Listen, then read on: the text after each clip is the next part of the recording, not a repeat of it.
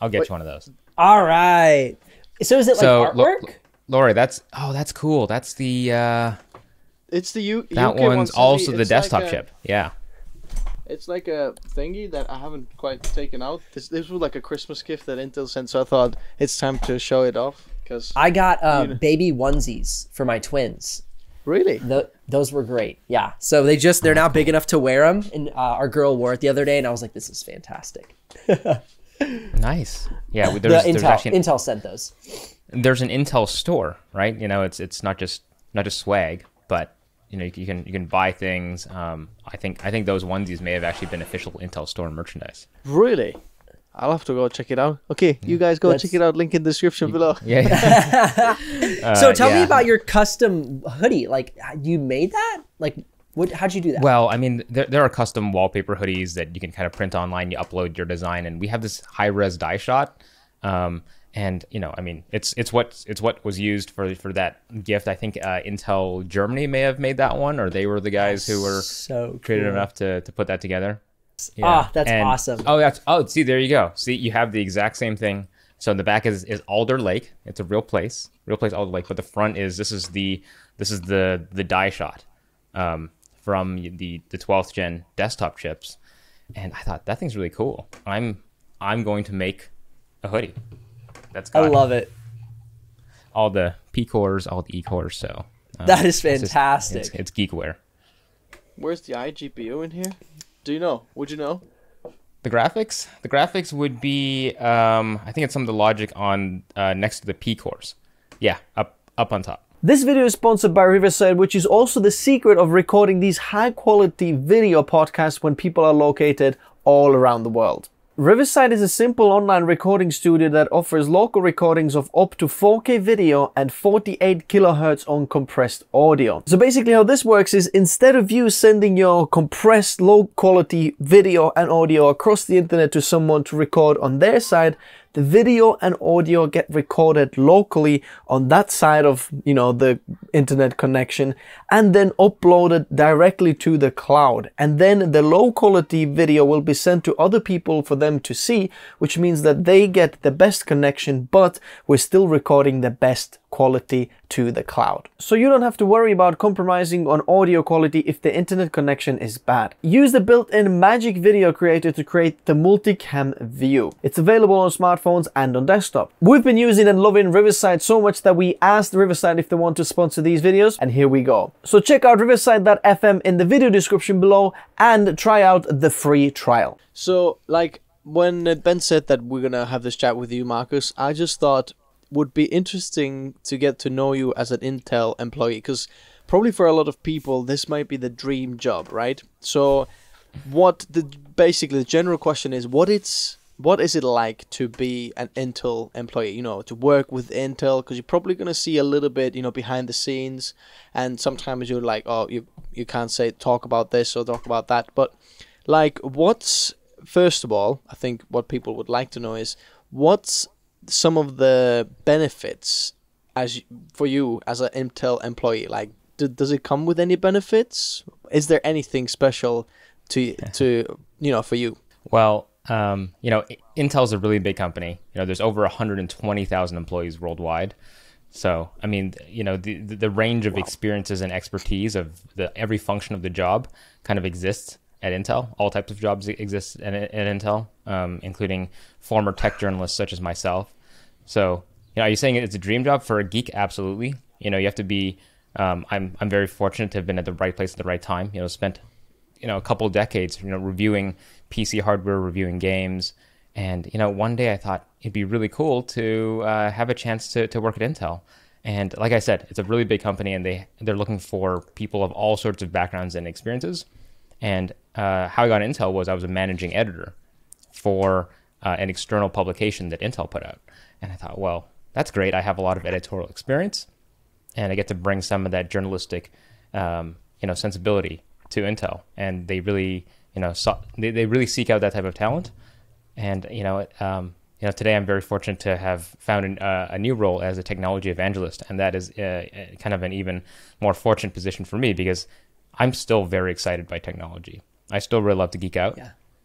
And just being able to Oh, yeah. learn some of the stuff behind the scenes, as you say, behind the curtain, know what's coming up, and just really have some input into it. Again, I'm not an engineer. There are some extremely, extremely smart people at Intel who work on these technologies. I just try my best to understand it and be excited about it, and then just kind of share my enthusiasm and excitement for them.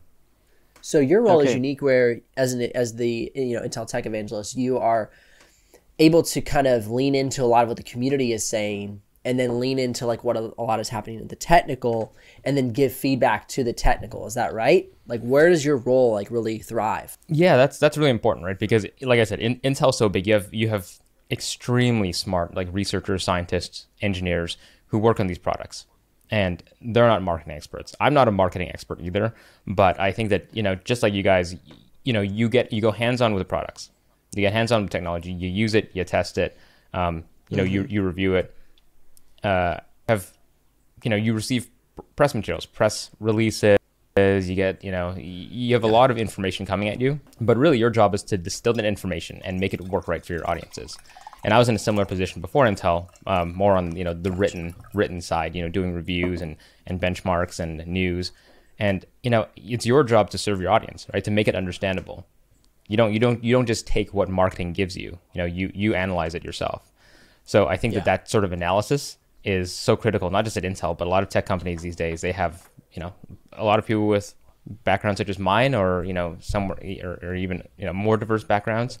And I think that's part of it, right? And Ben, is like you said, it's connecting those two worlds, because not there's only 24 hours in a day. We're supposed to be sleeping for a third of them. I don't know how that plays out in your world, but some of it is, this time I want to play with my games. I want to play with my technology. There's times that I have to, I attend technical meetings to understand this technology. So it really just takes an entire village to understand what's going on in the community. What are people saying? What's media saying? What are the enthusiasts saying? What are people on Reddit saying? What's going on YouTube?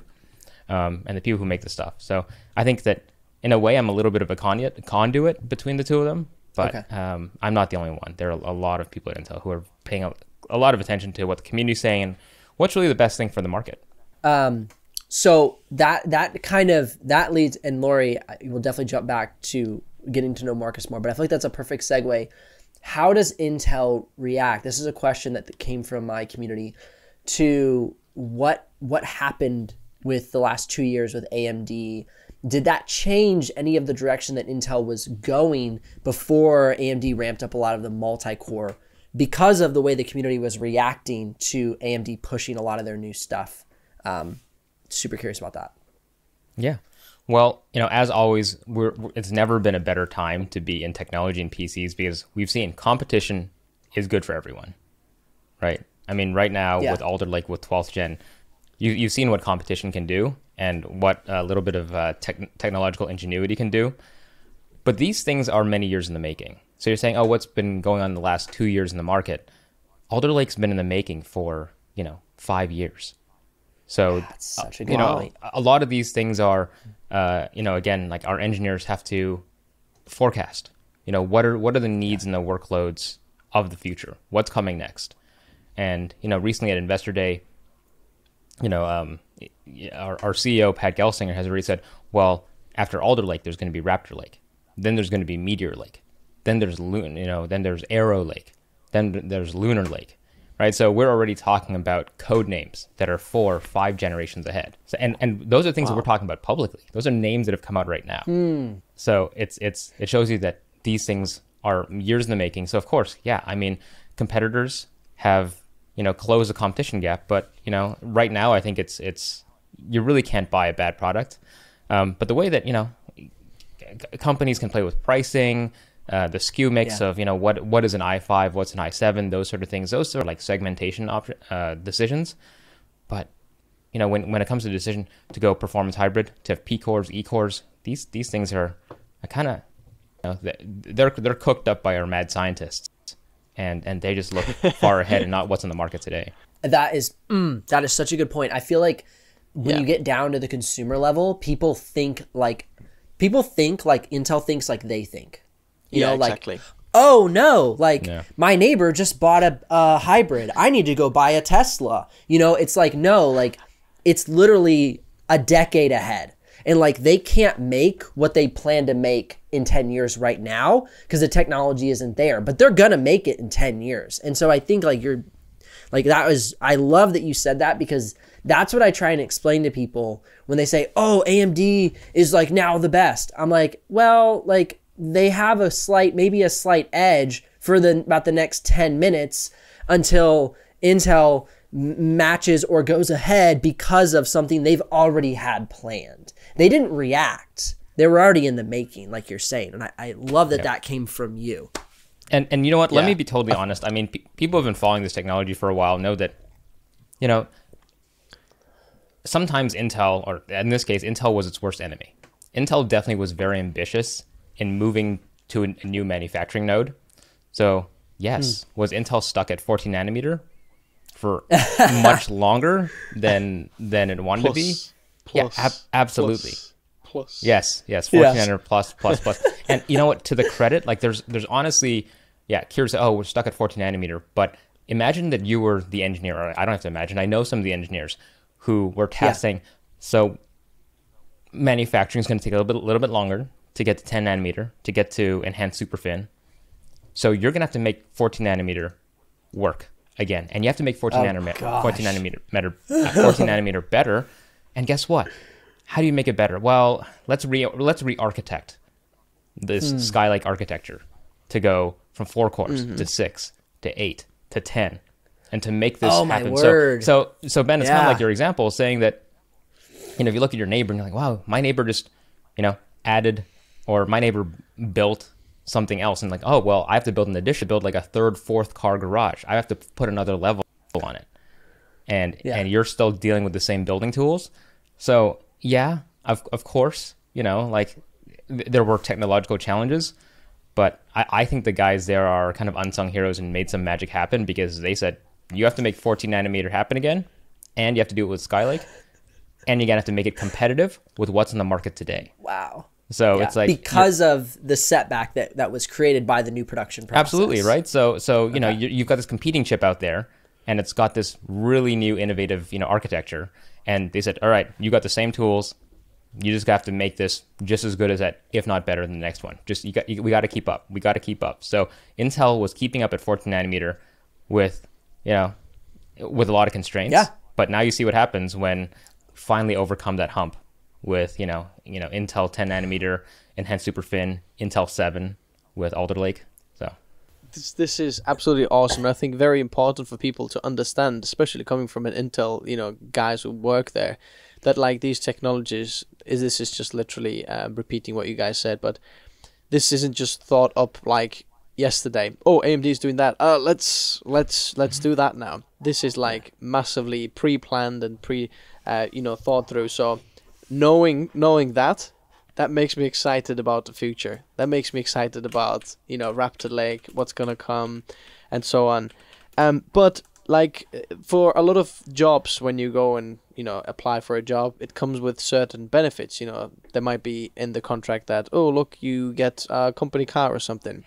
Is there something, I know we're not going to talk about your, you know, contract of employment, but is there something that you as an employee get the benefit of by just working at Intel, or having, you know, just the hashtag working at Intel, you know, type of label? Well, I will give you a few different views on that. So some that like every employee can enjoy.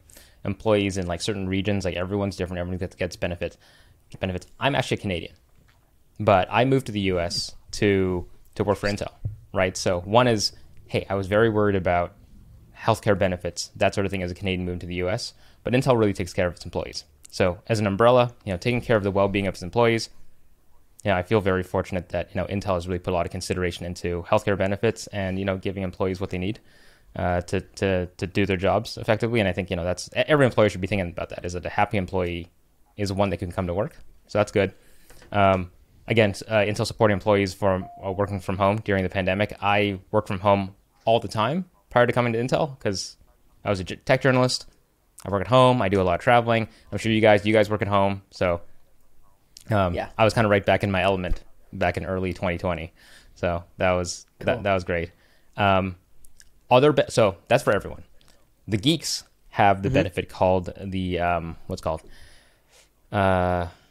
the employee purchase plan. No, sorry, it's the employee pricing program. So it's the store where employees can buy Intel hardware for a significant discount. So Nice. getting now it's not the latest CPU. So the first thing Intel does, so 12th gen, super exciting product. Everyone who built their own PCs wants to get Alder Lake. But if you want it on day one, you have to pre-order. You have to buy it because these customers, retailers first, right? I mean, one is we just have to serve the market. So I get it. So if I want the processor at like an employee price, I kind of have to wait, right? So, and it depends on supply. Gotcha. We know that supply has been just up and down, just crazy over the last few years. So sometimes you have to wait. I haven't checked lately if if Alder Lake is available in the employee store, but sometimes it lags about six plus months for you to buy Okay. anything that Intel makes. Now CPUs are the big one, but you can see storage, memory there, that sort of thing. So if I'm building it, That's if cool. Intel employee is building a PC, they're going to go check the employee store first. Yeah. And 6 months isn't that bad to get an awesome discount on Oh yeah, no, it's almost the latest tech. Yeah, by that time, all the quirks have been ironed out, so you're actually gonna Yeah. get like nice updated CPU, less issues with DDR5 and so on. So it's gonna be great by then. well, that's the thing, right? If you can get 5 on an affordable price, yeah, exactly. And I mean, so the other benefit is, and again, this is kind of unique to the privilege I have in my job, is that I get to play with some of the new stuff, right? I mean, I have one of the NUCs there now. Again, that's an 11th gen. That's a Beast Canyon NUC, not the new Dragon Canyon NUC. But outside they look the same. But I'm a big fan of the NUC, just because I can put a 3080 in that little thing. Yeah, I was sold from day one. So, Laurie, I see. What do you I see guys your point on like about something. it? Lori has Yeah, one. I'm literally benchmarking the Intel NUC 12 Extreme over there. Nice. So it's amazing. The reason why this is so good and why me as a creator, because that's what I'm focusing on my channel, why this is so awesome is that there is not another small form factor pre-built PC that's so small and features that many fast pods, SD card slot in the front, and 10 gigabit Ethernet LAN in the back. Like, you can't find that because there's not enough PCIe slots to add that card later. You just can't do it. But this is with that. So a lot of creators who edit off a NAS, they need 10 gigabit Ethernet. It's built in there. It's fantastic. 12900 inside there, i9, 16 cores. It's just absolutely beast. It's small. It's just absolutely amazing. I'm glad Does you it like run it. pretty cool? I'm jealous, but yeah, even with you said it's an absolute beast. It's an absolute dragon because that's Dragon Canyon. Beast Canyon is the Tiger Lake based one. But yeah, it's definitely one of my favorites. So a little bit of a perk is hey guys, you got an extra one after we're done the demos, the reviews, all that. I get to sneak one for my personal testing. Dog fooding. Absolutely. What is something you're excited about coming down the pipe from Intel, whether it be what PCs your components are going into that you like how they're doing it, or just the components in general? Curious about that. So I think what's great is that in the past years with 10th gen, with 11th gen, you've kind of had this not quite an even cadence of the new architecture and the new chip being in desktop and mobile, right? So you had the Skylake architecture on 11th with Rocket Lake basically, and then you have with 11th gen on mobile, it was the new Tiger Lake architecture. With Alder Lake, it is Gotcha. the same architecture across like every single level with your high-end powered desktop CPUs all the way down to like your 9-watt Alder Lake chips for ultra thin. So I think this kind of gives every single level that performance hybrid architecture. So you have performance at up and down. So I no longer have to make any choices being like, well, I really want the latest thing on the latest process with the newest architecture. Well, then I'm going to have to buy this certain PC to get that. Right here, I'm like, oh, I can get Alder Lake anywhere. Gotcha. So here before, I'm like, no, I must have desktop. And I'm like, well, I like my Beast Canyon. But I think the jump in mobile has been so big that you're asking me things that I'm excited about is things that our partners are doing. Ben, I saw you just reviewed, or you just had like your first look at the Asus Z13 or Z13. Yeah. And Yeah. I just, again, another perk of my job is I went to the mobile lab and said, hey, is that the H series tablet? And they said, go take a look. So things like that they just blow my mind, because to put an H series 45 watt chip, that's a 12900H, so that's a 6 P core, 8 E core in a tablet. Yeah. So that's it's crazy. Yeah. So I mean, you've gone hands on with that. I'm like, this is truly a huge leap over pretty much anything else out there, and it's in a tablet. That's basically going to replace my Microsoft Surface. Yeah, that's where everybody's talking right now, is like the Microsoft Surface, like this whole idea of like underpowered computing for way too much money is kind of going out the window. Like I've had a few people review, like, and they're like, is it worth the money? And I'm like, well, being that previously the same product with like a half or the third of the performance was $400 more, I'd say it's kind of worth the money, you know? And so it's really interesting, this like value landscape in people's minds, like what creates worth, you know? Like that's really what you have to realize, is like that step in performance is unreal, and it is a value. It'll save you time, and ultimately, if you're a creator, if you're a business owner, that will save you money. So it's really cool. And I totally agree with you. But it also depends on, like you guys are creators, so and creators and gamers, how important performance is. But I gotta understand, like that Asus ROG design, like I love that little RGB window in the back, but it's definitely styled for a gamer, right? You're not. It has a different look and a different intended use case from a Microsoft Surface Studio. Right, it's if you're doing some art, you really need that tablet functionality with a pen. Microsoft makes really sleek, nice devices too. But clearly, we knew what the audiences are for each one when you look at them. Yeah, and it's one of those things where like the Asus, works for people who really want that performance and for gaming. And I think that's why we're drawn to it, because unless you use an external GPU, with Surface. That's something that you have to kind of put together yourself. Using Thunderbolt 4. Yeah, that's a great point. But I mean, with the XG Mobile for Asus, I mean, it's all coming together. That's a gaming first machine. Absolutely, and there's some benefit of content creation with like video editing or 3D modeling, but it's way more gaming for sure. And it's interesting. Like you made a great point of use case. A lot of people like, is this better or is this better? Like they just ask this blanket question. And I usually respond, I'm like, okay, well, what are you doing? Because that is going to massively change what you purchase. There's really no such thing as better as a whole. It's just what's better for what you're doing. And I feel like that really is where answering the Microsoft Studio versus the Asus Z13. So for you guys, how often is your content influenced by either questions you get online or even questions you get in real life? Right, like I imagine both of you are known, like you guys are the computer experts, creator experts. So anyone who knows you in real life is either like, can you help fix this thing, or what should I buy, right? And you guys give those recommendations every single day on all your channels. But how much does that influence like what you do? Yeah. And like you said, it sounds like it's always on top of your mind. It's like, well, what should I buy? So, well, what do you need it for, right? That's usually the first question I ask back. So how about you guys? I've found recently that the more I kind of form my content around the questions that are in the comment section below, the more my audience gets involved and like really likes the content. And I think I'm getting a lot of ideas of content actually from the comment section below. It might not be specifically the answer to like a comment that says, oh, which one should I get, 12700K or 12900K? And you're like, should I have a ham sandwich or chicken sandwich? It's like, what do you fancy? So but there's then you see like a pattern. Other people are wondering this thing as well, and you're like, what if I made a video like 12 core chips, which is like the best 12 core chips? We have 12700, 12700F, 12700K, 12700T, I think, and then we have the Ryzen 5900X and so on. But then making content like around that, and then that gets like people involved, and people are like, oh, you answered my question, like that.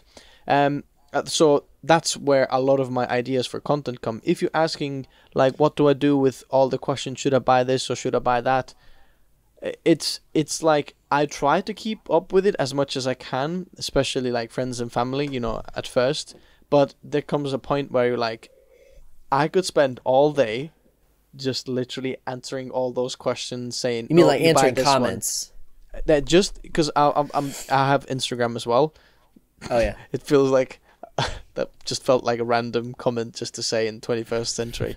I have Instagram as well. It's like a new thing. No, it's not. But for me, it's new because I've neglected it for a long time.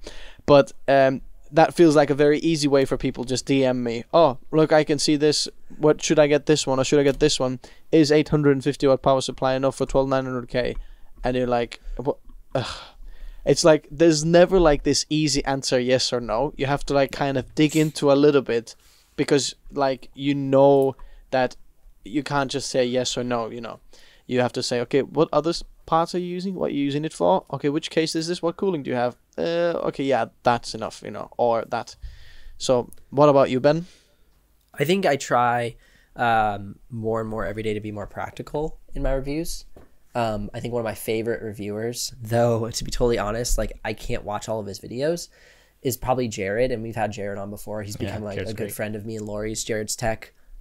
He's amazing because he's so detailed. And like I was telling Lori earlier today, we were on a chat together, and I was like, dude, I am like the lazy tech reviewer. And what I mean by that is like, I don't go super deep because it's not what I am interested in. I want to tell you, when you use this thing, this is what is going to happen. And so my tests are almost kind of rudimentary of like, hey, I click play on the timeline and that's how many frames it dropped. Like, it's not like, oh, watch the wattage and the temperature and here's how it shifts. And this is what happens when the panel goes from 120 hertz to 60 hertz. Like, I'm like, I just want to click edit and it just starts going. And I'm going to show you how many frames it drops. So I've really gone to more of a practical approach. I do a lot of head-to-head reviews. I've started to do like 1 month later, 6 months later with the specific computers. I try and think about it as like a uninformed consumer. How can I give you enough information to get you to make a decision so you can just move on? Which is actually kind of detrimental to my channel because I don't create much addiction for my content.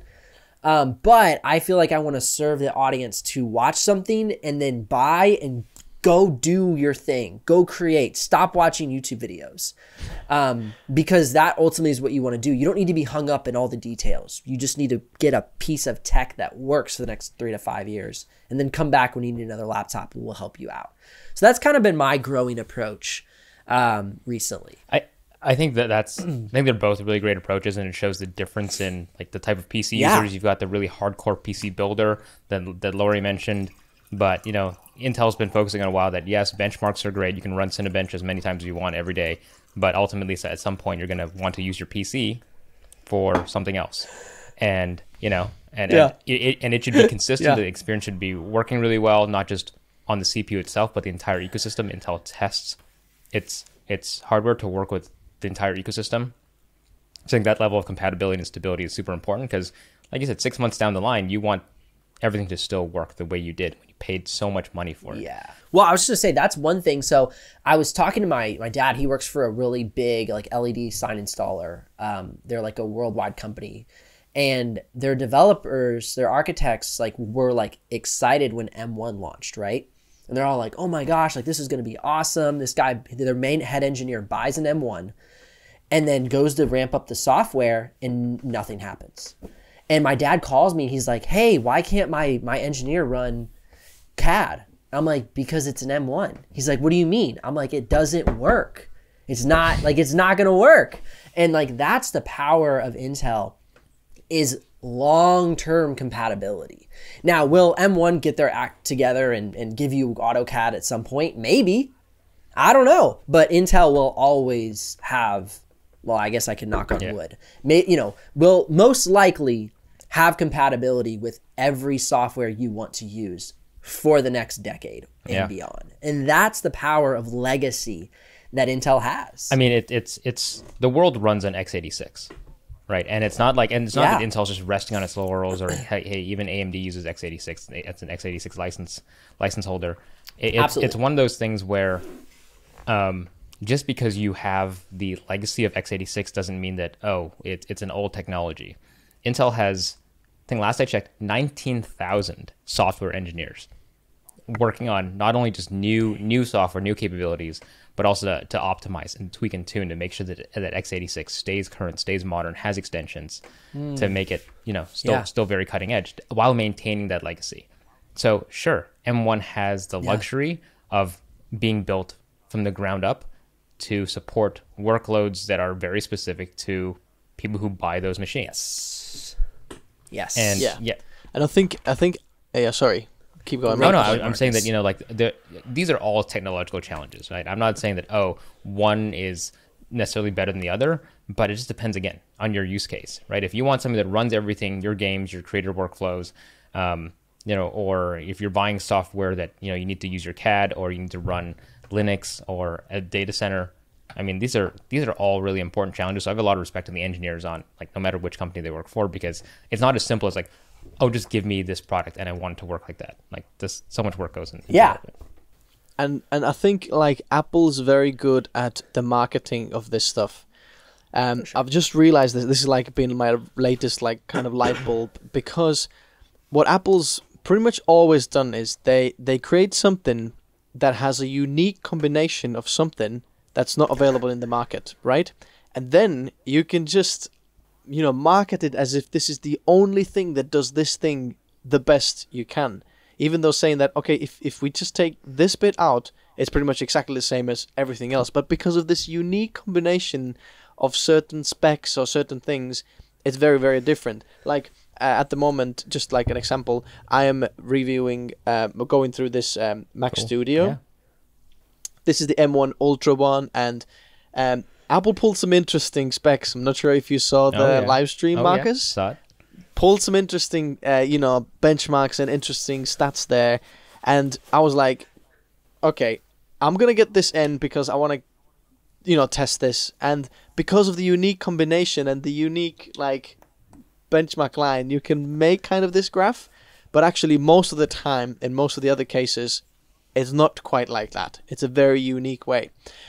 So that's just been a light bulb. Thinking about Apple products, I'm like, oh yeah, it's a very unique way, and they make you feel like everybody is using it that way, and everyone is like on this platform. Everyone's doing this like that. But like what Marcus said, the world runs on x86. It's a lot like that, where okay, we're developing, we're going somewhere, and they're like pioneering something else. But most of the people don't quite work like that. Like Ben was saying as well, his experience. Yeah. I think that, when you get down to it, right? Like, we have so much love for our PCs, our gadgets, our devices, our anything that we have that just makes our lives better right now. But why do we use computers? They're just really tools, right? So that's why when we go back to when I ask you guys, how do you recommend things? It's like, what's right for you? What's the best tool for the job? Yeah. So if you spend a lot of your time in Final Cut, it totally makes sense if that you would be using, Apple Silicon, right? And that M1 Ultra is probably going to run Final Cut Pro really, really well. Yeah. But if you're an Adobe Premiere user, you might want to look for something else. Like, what's the best tool for the job? So I think it's kind of like, if you're a gamer, you're going to have different priorities. If you do photo editing, it's completely different. Most people just want to run their email and go on their browser, and like that's it, right? So and it kind of goes back to the actually interesting thing that you shared, Laurie, about how you have to make these recommendations down to what's the best 12-core chip, or for you, Ben. Actually, I want to come back to that question, because clearly, like, both of you've answered differently. One is like building a desktop, and Ben, I look at a lot of your reviews, and you do a lot of laptops, right? These are complete systems that when you have to pick your configuration when you order it, when you buy it. And for the most part, a lot of people have to live with it, right? Yeah, on the gaming laptops, you can upgrade the storage, you can upgrade the RAM, but you're making the decision at that time that you're investing at a single point in time. And unlike desktop builders, you can like, well, I don't like the CPU, switch it out. I want more RAM. I want a different GPU. So, I mean, doesn't that inform, or doesn't that heavily influence on how you make your content and your buying recommendations? Because for you, someone's going to look at you and say, you recommended me buy this laptop, and now I have it, and I either agree with you, and I'm going to like and subscribe to your content, and and they're going to keep watching, or I hate you, and you're the worst. But Lori, you've got the luxury of someone saying, hey, I built this system. This thing that you recommended isn't working for me. Can you give me something else? So I think that both presents unique approaches for what you guys do. For sure. And I think like one of the biggest struggles with buying a laptop is like, you want performance, you want battery life, you want color accuracy, and like you want to get all these things in a pre-built situation. And that's kind of one of my questions, if we're kind of pushing forward, is like, one thing that I've noticed is on the Intel Evo platform, we have great battery life, very, very good battery life, kills Ryzen battery life. But then on the more H series, I guess it was because of 14 nanometer, the battery life has not been good. Are we looking towards better battery life in the future? Because I feel like that's one area that if I actually had a poll the other day and I said, what matters most after performance? And it was like 4,000 votes and 65% of people said battery life. So what can we expect, or are we allowed to discuss what can we possibly expect with battery life moving forward in the next few years? You know, I think to call out to the engineers again, it's kind of like, do you want it like, you know, faster, cheaper, more reliable, whatever. It's like just pick two, right? You can't have everything. So for 12th gen, you know, looking at where Intel had been from, you know, on 14 nanometer going up to everything on Skylake, is it one thing we kept coming back to is that Intel is all about performance. Intel's about performance, and battery life is super important, especially in the mobile space. And like you said, Evo, it's the way people use their computers that they need the battery life. But the one biggest order for Alder Lake for 12th gen was we need to get performance back. We have to be the performance kings. So it was just don't sacrifice battery life. You know, we don't want to take any steps backwards, but concentrate a lot of your resources and all your energy in eking out all the performance out of this architecture. And I think that, well, there was a really smart way to do it. They said, well, we're going to increase IPC, instructions per clock, significantly on the P cores. But then we also have a way to make it hybrid with E cores. Now, people were thinking, oh, E cores, that means that it's going to be better battery life. Well, I think that the E core guys got the same memo saying let's ratchet up performance as well. they both went like really, really big on performance. And that's why E-cores kind of blew my mind when someone said, the E-core, these little E-cores, that four E-cores can fit in the space of one P-core. And one E-core is equivalent to like a single core on 10th gen. So it's basically Skylake. So when you're thinking about, oh, well, I had 10 cores in my 10th gen. Now, it's not exactly because there's hyper-threading on 10th gen, but if you're looking at like IPC, like for like, not exactly, but it's pretty close. An E-core is basically a Skylake. So it seems that both teams, E-core and P-core teams, have said, let's just ratchet up performance. Now, again, there's so much more efficiency in the E-cores, it's true. Like even in space efficiency, you can fit 4 E-cores in one P-core, and performance is still really good. So that's why you'll see with Raptor Lake, there are more E-cores. There's going to be a doubling of E-cores on there just because these guys are pretty impressive. Interesting. But yeah, just going back to it is battery life is surely very, very important. But I think performance wise, and it depends, right? Like people working on laptops like Evo is still going to focus on real world performance. And I think so far we've spent a lot of our times because we want that performance on the gaming desktop side and H series, but there's P series, there's U series, and those will go all the way down to 9 watts. So that's where you can see. I'm excited to test the P. I'm so curious how those are going to do in different workloads. I tested the MSI Summit E16, and it was a dedicated GPU with a mobile 11th gen CPU. And I loved that combination because I was like, this could be a really good battery life win. But one thing I noticed, and I don't know if this could be a conversation you have between manufacturers and Intel, is like that needed a switch. It needed like a muck switch or something to be able to turn off that GPU when I didn't need it. to really double down on the efficiency of that G7 processor. That was probably my only complaint I had with that laptop, is I was like, we're losing battery life because the GPU is like sucking all the battery, because I know this CPU is really efficient.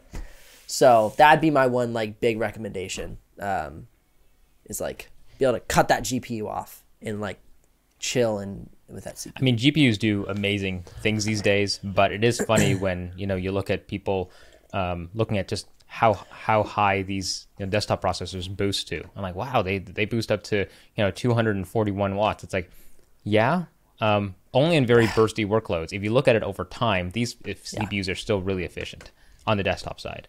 And it's the same thing. You've brought a very interesting. Yeah, and I was just gonna say, okay, Yeah, go for 240 watts. Okay, yeah, maybe like for a nanosecond, or depending on your workload, of course, right? If you're just, you know, running Cinebench, running in codes, okay, you know, we want all the power, but look at your GPU, right? Like GPUs do amazing things, but they take up a lot of power. I mean, Marcus, you've brought actually a very interesting point up here, which I think is a little bit overhyped in the media. What we see, the other media, what I've seen people talk about, you know, Intel is the power hungry chip now. You know, they need to be more efficient. And I'm getting those comments. So I'm not sure if you've seen the video I've made. So basically, I made a video where I put Ryzen 5950X and then 12900K, both identical systems in terms of the same GPU, like same motherboard, except one is X570, one is Z690, 64 gigs of RAM, everything's the same, and then run the same kind of workload, which kind of represents people's everyday life. Like when you start to work, you're going to be like on your phone a little bit. I'll go back to work, you know, and then you do some things and you're like, oh, it's rendering, so I'll step a little bit. And then you doze off and your computer's not 100% utilized all the time. It's like just not possible, right? So I run Puget Systems Premiere Pro Extended Benchmark, which kind of like runs through lots of different tasks, but there's like spaces in between as well. So it lets, you know, like kind of what you would do as well. You edit a little bit of video, then you're like, wait a second, how do I do that? You go online and start researching. Then you're not using the P cores, you know, as much. You're like on E cores and so on. So you go back. And then what I've found out basically is that Intel's chip was so much more power efficient in the long run. If you look at the average of the duration and how much energy was consumed, then Intel was much lower than Ryzen system, which I did not expect. I thought we're going to see like, Intel's going to be so much more, you know, power hungry, but that absolutely was flipped on the head. And then I realized, oh yeah, actually, people don't talk about that enough. And I think this is very kind of overhyped problem, which isn't that big of a problem at all, really. And, you know, the 12900K that I've been seeing and using here in my test system, like, yes, it can run hot when 100% utilized, but like 95% of the time, it's not an issue.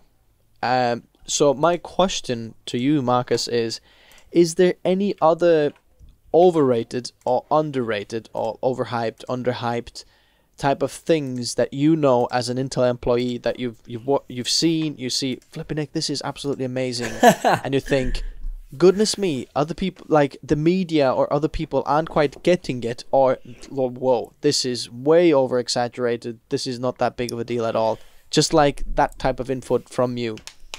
I think generally long term, I mean, like, don't forget, I used to be a hardware reviewer, right? So I'd be like, well, you know, I'm going to defend my kind to say that, you know, and same with you guys, right? Like, I think that long term, the actual performance truths come out, right? So when a new product launches, you said this about, you know, when Apple's recent event, or, you know, even Intel does this, right? We come out with benchmarks, and rightfully so that anyone who's an independent reviewer or an enthusiast should look at those and say, okay, but let's wait until independent people really get their hands on it. Yeah. Now, Intel works really hard. Like I know the guys who put together these benchmarks, and they work really hard to make sure that the claims are validated. All the information's there. Yes, we may make saying it's the best, you know, mobile platform ever. We could say that. But if you look, there's a little asterisk, and you scroll all the way down, and there's like a link to the performance index where our lawyers make us write down, show all of our work on how we made this claim. So all the homework is there. Wow. All of it's there. So, I mean, I think Intel's held to a higher degree, higher standard of showing off these benchmarks. But, so I think in the beginning, people have these quick first impressions or even knee-jerk reactions when they say, wow, Intel will hit, will power up to 241 watts on the 12th gen desktop on i9. Yeah, well, it's gonna ratchet all the way up. Our engineers want to lift the power limits high up so it can get the job done and then go back to idle. It can burst that workload, finish it, and then go back to a very, very efficient, state of idle. And maybe that's what you were seeing in your test, Laurie. But I think that's the important part, is to debunk either the myths or the reactions that people are having, or just provide some clarity. So I think that in terms of what is overrated or underrated, I think that the truths come out eventually, right? And you just mentioned one of them. So it's hard for me to think of, like, because I'm in that Intel machine where we talk about pretty much every technical aspect of the CPU, and we try to make educated guesses on how are the media, the reviewers, the enthusiasts, people who are going to be using it, what are they going to say when they just see the spec sheets? Because, this is the way product announcements happen. You get something, the company tells you what it's good for, what it does, how it's better than the last one, or how it's better than the competitors.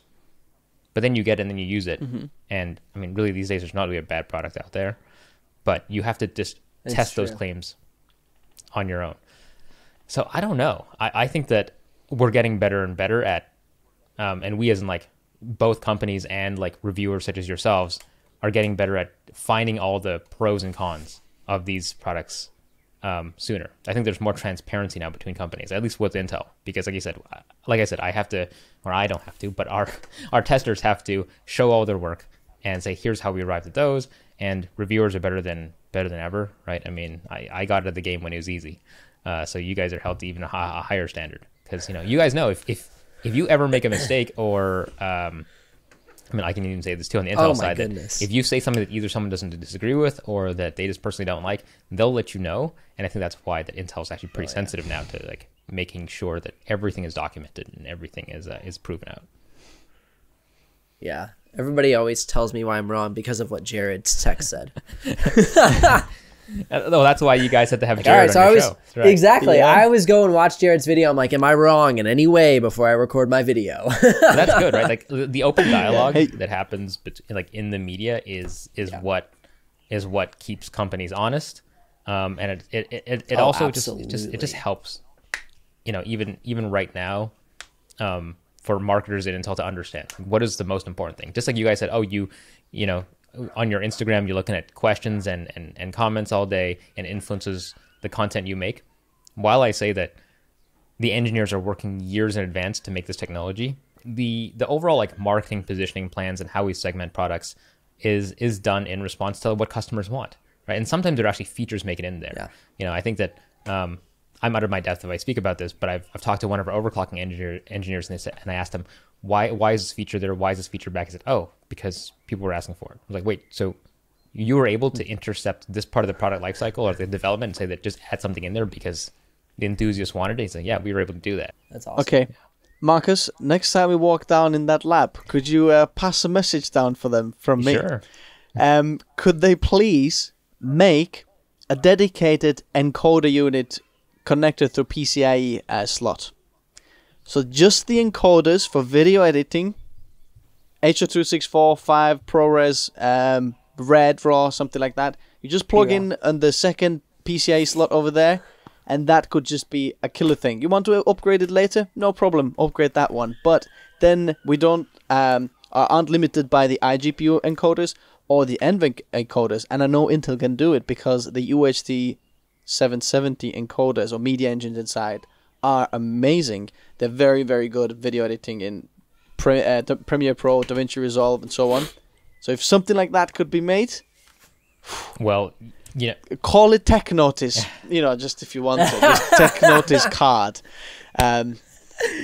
Okay, that's extra, but I'm happy with just maybe tech cards. But just hey, this guy whispered something. Just let them know. All right. Well, a lot of people will be buying this. You've recorded this right now, so I'll make sure that they get the message. not from me, directly from you. All right, Yeah. cool. Yeah, that's Sounds it. good.